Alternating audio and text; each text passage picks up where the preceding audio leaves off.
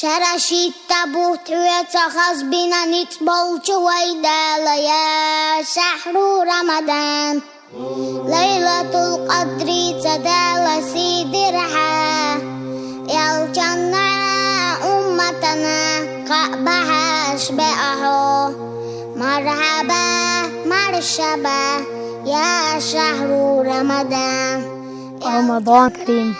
لن نصلي هذا العام في المساجد، ولكن رب المساجد موجود في كل مكان. سنصلي التراويح في البيت.